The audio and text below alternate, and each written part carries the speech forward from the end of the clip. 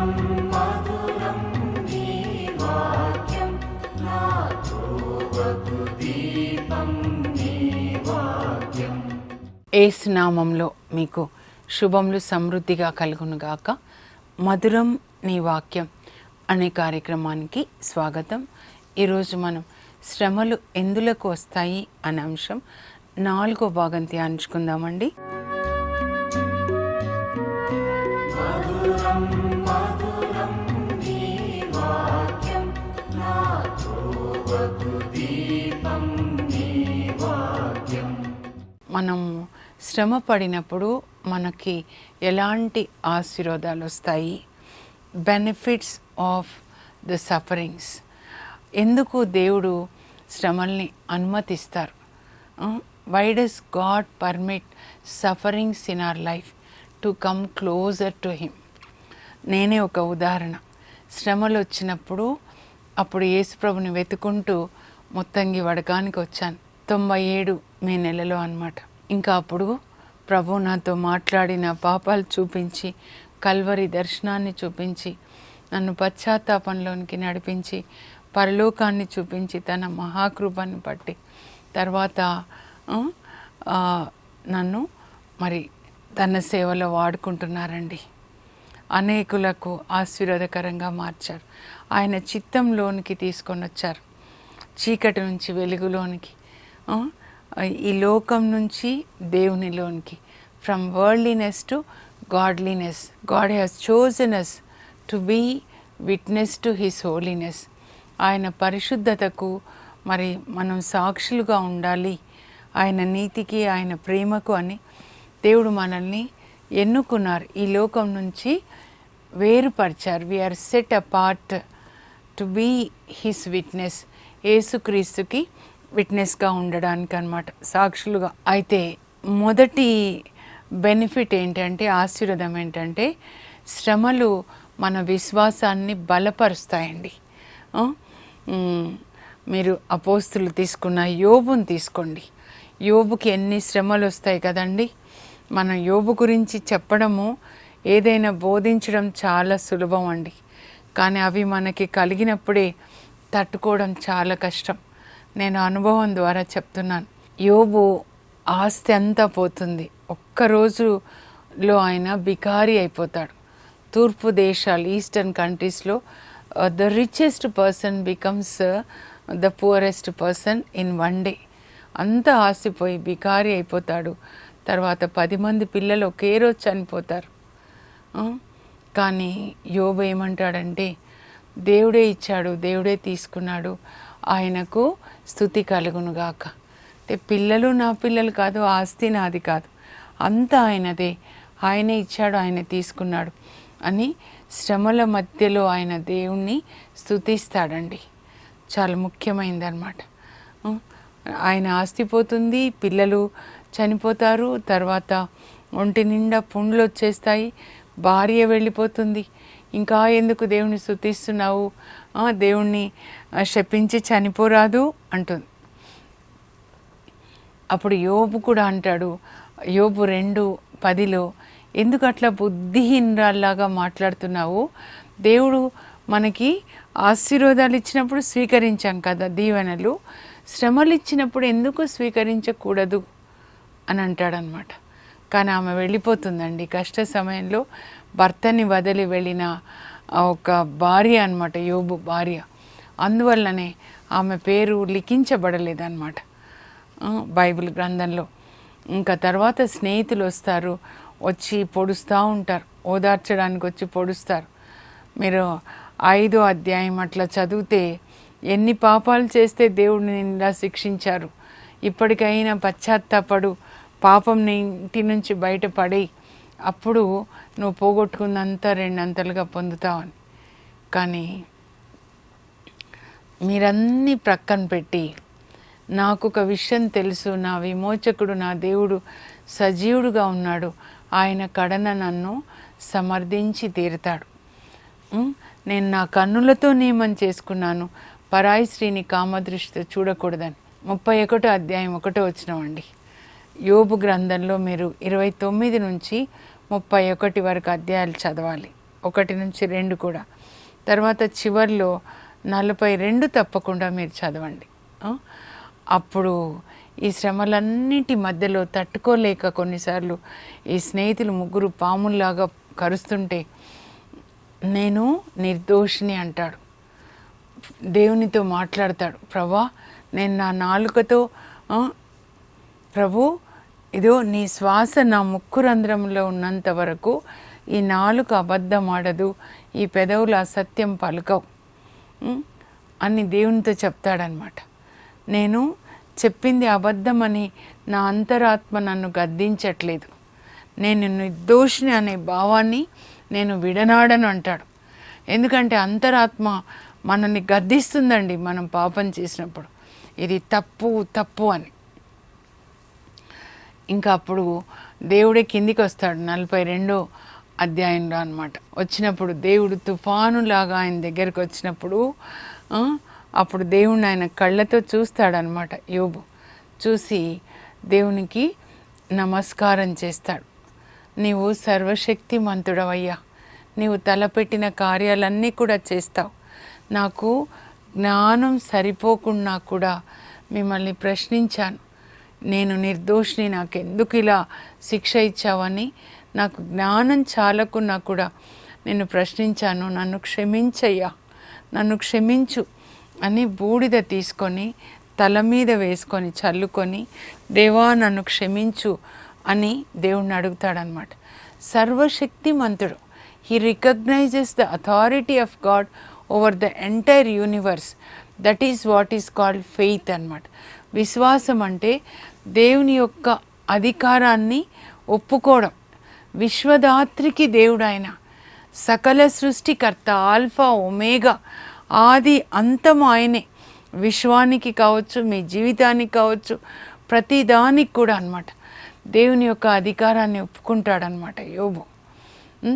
అప్పుడైతే నేను పూర్వం ఈ శ్రమలకి ముందు నేను మీ గురించి విన్నాను, విని విశ్వాసాన్ని పెంచుకున్నాడు దేవుని మీద. కానీ ఇప్పుడైతే నేను నా కన్నులతో చూస్తున్నాను. అప్పుడు ఇంకా ఎంత విశ్వాసం అండి, ఆయన విశ్వాసం ఇంకా పెరుగుతుంది. తర్వాత ఆయన భార్య తిరిగి వస్తుంది, దేవుడు మాట్లాడుతున్నప్పుడు దేవుడు తాకుతారు కదా గాలిలాగా, ఆయన పుండ్లన్నీ పోతాయి. సైతాన్ తాకినప్పుడు పుండ్లు వచ్చేసాయి, దేవుడు తాకితే స్వస్థత అన్నమాట. అందుకే దేవుని యొక్క వాక్యం ద్వారా దేవుడు మిమ్మల్ని తాకునుగాక.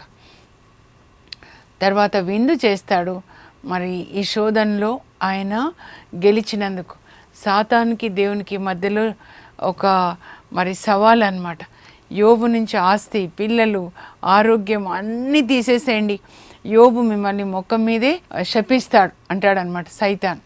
అప్పుడు దేవుడు సరే చూపిస్తాను, నా భక్తుడైన యోబు నేను ఇచ్చిన వాటిని బట్టి నన్ను ప్రేమిస్తున్నాడా లేకపోతే నన్ను ప్రేమిస్తున్నాడా, నన్నుగా ప్రేమిస్తున్నాడు. అందుకే ఈ లోక సంబంధమైనవన్నీ తీసేస్తాడండి. అది విశ్వాసానికి పరీక్ష అన్నమాట. ఎందుకు నాకు ఇలా జరుగుతుంది అంటే నీ విశ్వాసాన్ని బలపరచడానికి, నీవు దేవుణ్ణి ప్రేమించడానికి, దేవుడిచ్చిన ఆశీర్వాదాన్ని కాదు, ఈ కింద మట్టిని కాదు, ఈ శరీరాన్ని కాదనమాట. ఆయన విశ్వాసం బలపరచబడుతుంది. తర్వాత ఆయన పోగొట్టుకున్నవన్నీ కూడా తిరిగి వచ్చేస్తాయండి.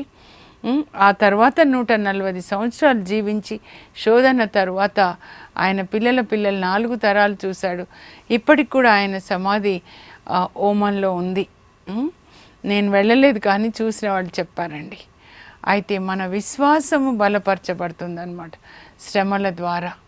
ఆ తర్వాత పేతురు ఏమంటాడంటే శ్రమల ద్వారా మన విశ్వాసం యథార్థమైనదని నిరూపించబడుతుంది. శ్రమలు వస్తేనే మనకి విశ్వాసం ఉందా లేదా అని.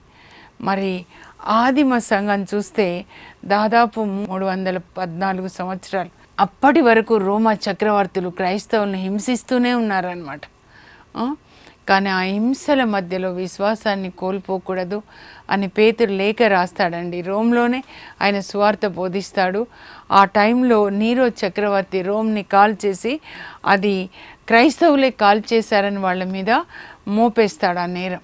అప్పుడు రోమ్లో ఉన్న వాళ్ళందరూ క్రైస్తవులని పగబట్టి చంపడం మొదలు పెడతారనమాట.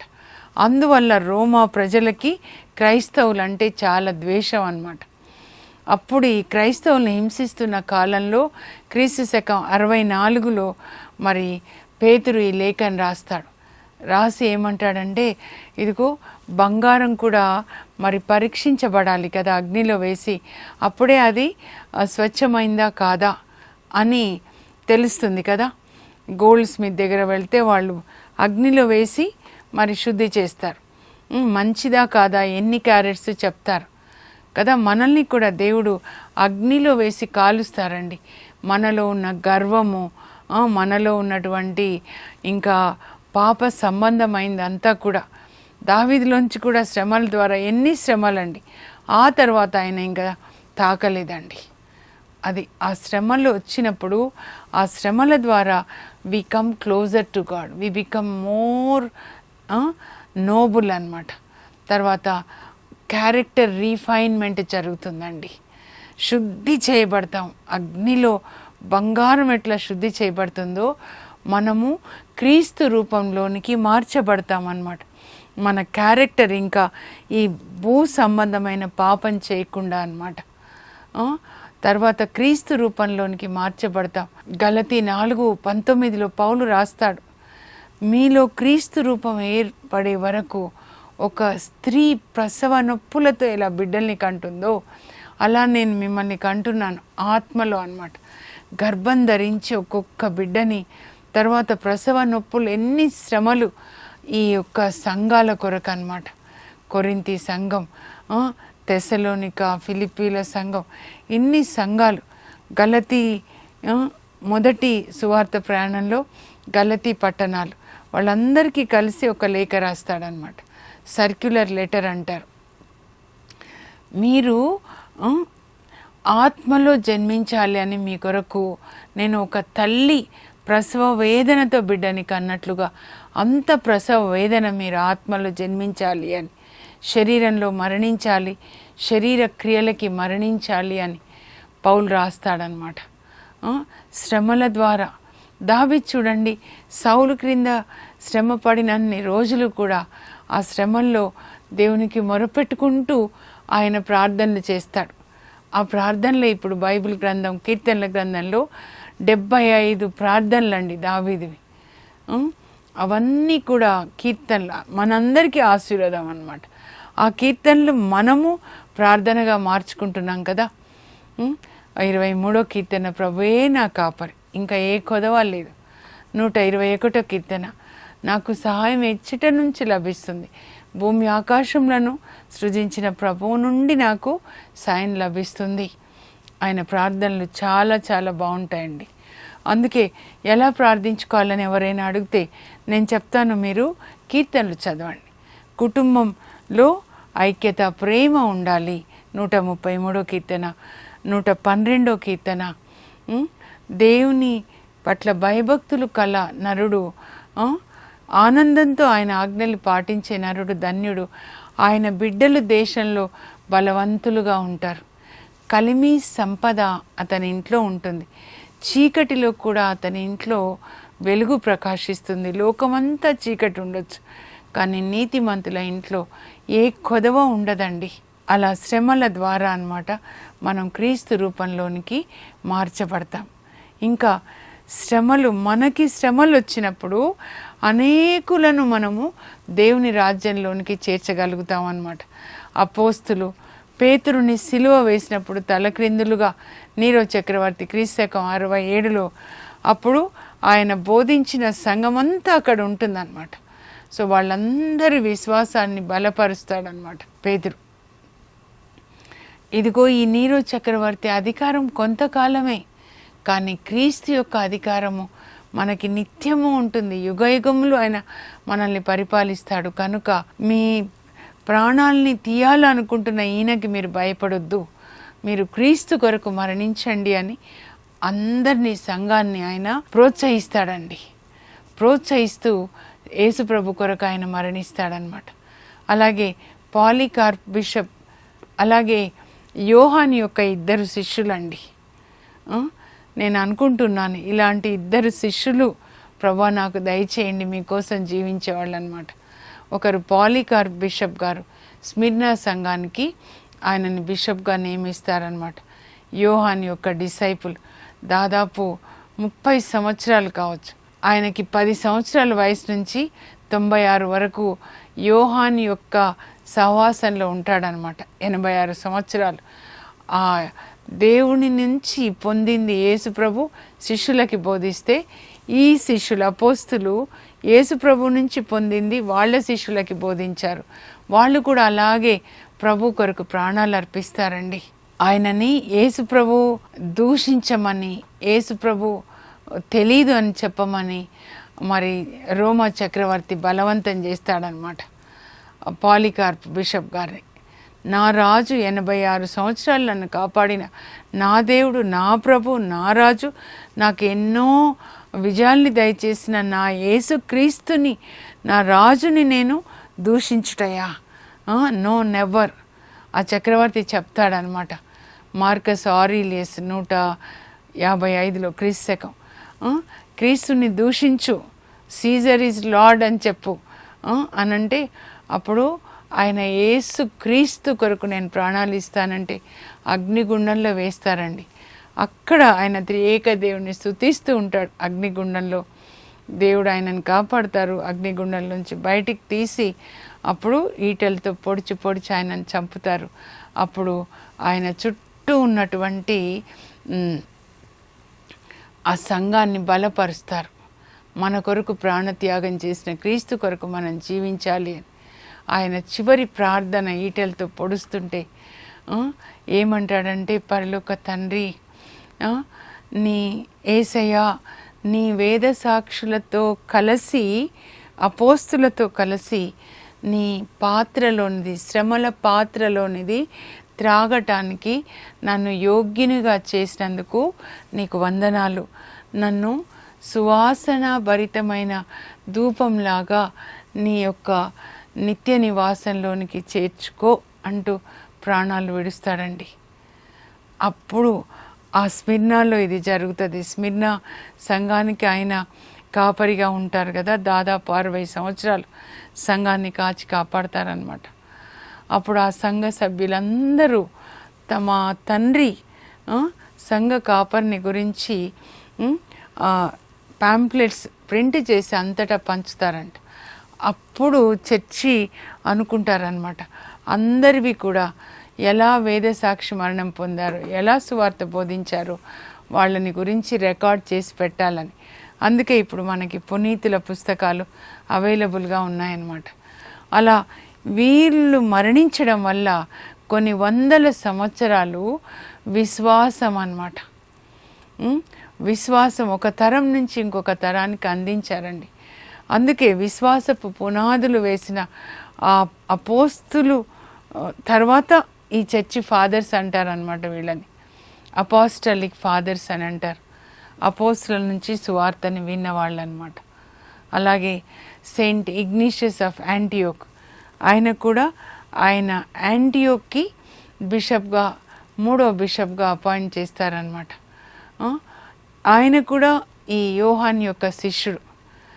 ఆయన ఎంత సంఘాన్ని ఎంత బలపరుస్తాడు అనంటే, క్రీస్తకం 96లో డొమిషన్ చక్రవర్తి మరి యోహాన్ని బంధించి పద్మాసు ద్వీపంలో చెరసాల్లో పెడతాడు.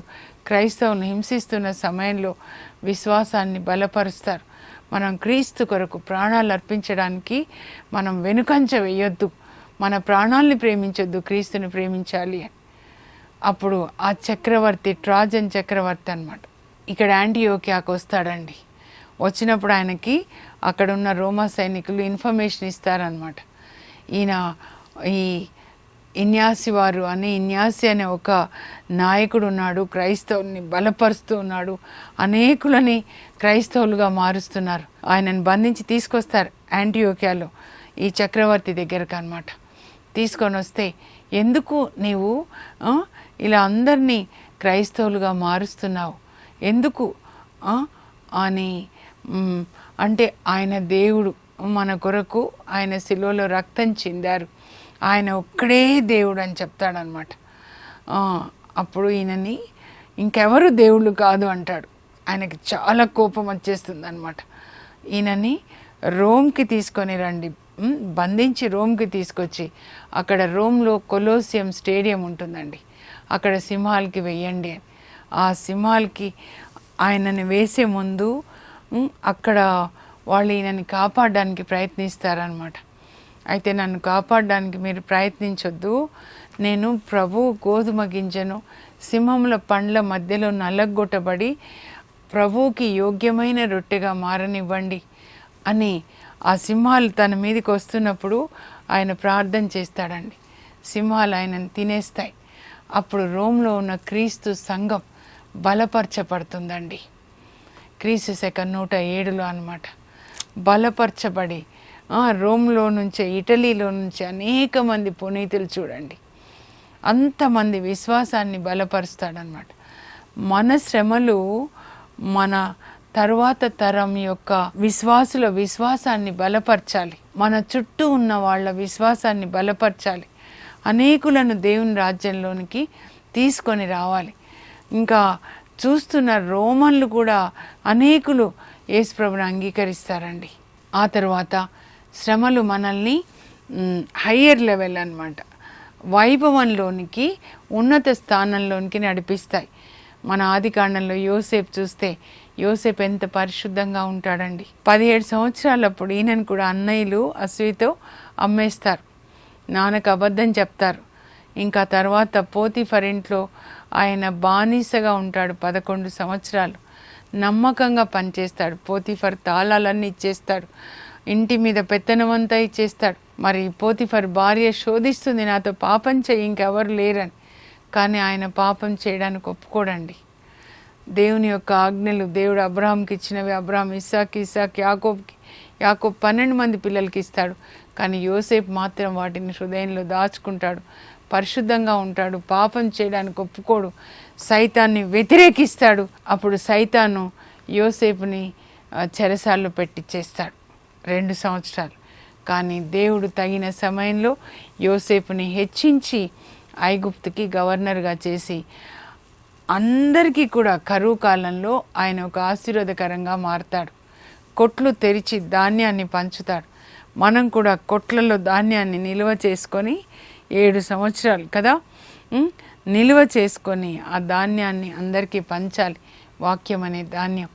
తండ్రిని మరి తోడబుట్టిన అన్నయ్యని కూడా ఆయన ఆదరిస్తాడనమాట. ఆ శ్రమలు ఎన్ని శ్రమలు అండి, 17 సంవత్సరాల నుంచి.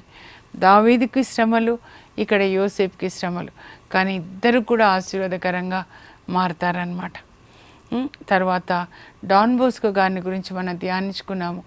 మనకి శ్రమలు ఎందుకు దేవుడు అనుమతిస్తారంటే అలాంటి శ్రమల్లో ఉన్న ఇతరులకి మనం సహాయపడాలని. దట్ ఈజ్ యువర్ కాలింగ్ అన్నమాట. మీకు ఏ శ్రమలు వస్తాయో తర్వాత ఆ శ్రమలు ఉండవు మీకు. అప్పుడు ఆ శ్రమలు వచ్చిన వాళ్ళకి సాయించాలి. మీకు అన్నం లేక కష్టపడ్డారా, లేకపోతే చిన్ననాడు తండ్రిని కోల్పోయారా, మీరు విధవరాలుగా ఉన్నారా, ఇతరులకి మీరు సాయపడాలన్నమాట.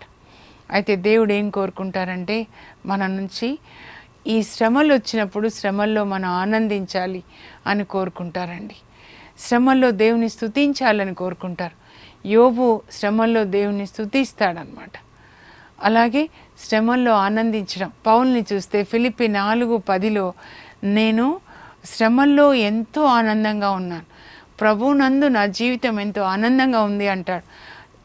ఎప్పుడు రాశాడు ఆ లేఖ అంటే రోమ్ చెరసాల్లో ఉంటాడండి మొదటిసారి, క్రీస్తు 60 నుంచి 62 వరకు. అది హౌస్ అరెస్ట్ అనమాట. అక్కడ చెరసాల్లో ఉన్నప్పుడు ఒక చెయ్యి మరి హ్యాండ్ కఫ్స్ రోమా సైనికునితో, ఇంకొక చేతితో లేఖలు రాస్తున్నాడు అనమాట. రాస్తూ నేను చాలా ఆనందంగా ఉన్నాను, మీరు కూడా ఆనందంగా ఉండండి అని ప్రభువులు ఆనందిస్తాడనమాట. మనం కూడా ఆనందించాలి. ఆ శ్రమల్లోనే పౌలు 4 లేఖలు రాస్తాడండి రోమ్ చెరసాల్లో. ఎఫెసీ, ఫిలిప్పి, తర్వాత కొలోసి, తర్వాత ఫిలేమోనుకు అనమాట. అలాగే శ్రమల్లో మరి ప్రకటన గ్రంథాన్ని రాస్తాడు యోహాన్ గారు. దావీదు కూడా శ్రమల్లో కీర్తనలు రాస్తాడండి. శ్రమల వలన మనము యేసుక్రీస్తు రూపంలోనికి మార్చబడతాం. అగ్నిలో బంగారం కాల్చినట్లుగా మన శరీర వాంఛలన్నీ కాల్చివేయబడి యేసు ప్రభు కొరకు మనం ప్రకాశిస్తాం. ముగించే ముందు ఒక్కసారి ముఖ్యాంశాలు చదువుతాను, మీరు స్క్రీన్ మీద చూడండి. శ్రమల వలన కలుగు ఆశీర్వాదములు. శ్రమల వలన మన విశ్వాసం బలపరచబడుతుంది.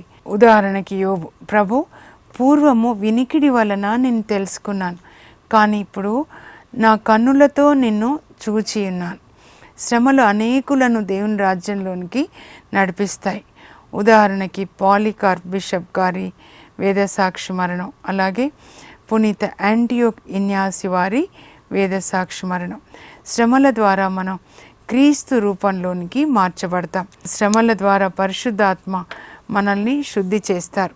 శ్రమలు మన విశ్వాసము యథార్థమైనదని నిరూపిస్తుంది. శ్రమలు మనల్ని ఉన్నత వైభవంలోనికి నడిపిస్తాయి. ఉదాహరణ యోసేపు, దేవుని ప్రేమించు వారికి అన్నియును మంచికే సమకూరునట్లు దేవుడు చేస్తారు. శ్రమల ద్వారా మనం దేవునికి దగ్గర అవుతాం. శ్రమల మధ్యలో దావీదు కీర్తన రాస్తాడు, పౌలు 4 లేఖలు రాస్తాడు రోమ్లో, యోహాను ప్రకటన గ్రంథాన్ని రాస్తాడు. మనం శ్రమల్లో ఉన్న వారిని ఆదరించులాగున చేస్తాయి. ఉదాహరణకి డాన్ బోస్కో గారు, శ్రమలలో మనం ఆనందించవలేనని ప్రభు కోరుకుంటారు.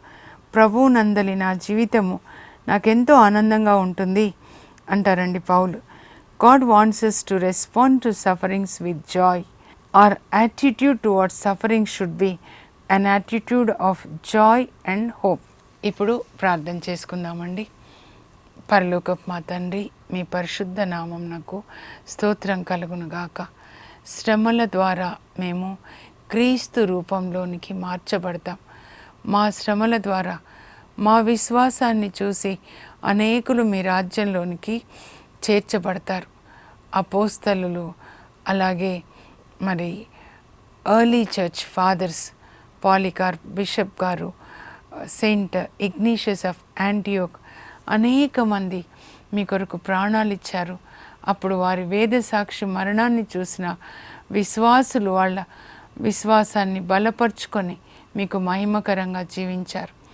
యోసేపు నాయన ఎన్ని శ్రమలు, కానీ తర్వాత అతన్ని అనేకులకు ఆశీర్వాదకరంగా మార్చారు ప్రభా. అలా మమ్మల్ని కూడా అనేకులకు ఆశీర్వాదకరంగా మార్చండి. శ్రమల్లో ఆనందించేటట్లు, యోబులాగా మిమ్మల్ని స్తుతించేటట్లుగా ప్రభా మాకు కృపని దయచేయండి. యేసు నామంలో అడుగుచున్నాం తండ్రి, ఆమేన్. శ్రమల్లో ఆనందిస్తూ ఈ శ్రమల ద్వారా అనేకులకు ఆశీర్వాదకరంగా దేవుడు మిమ్మల్ని మార్చుదురుగాక. God bless you. Have a blessed day.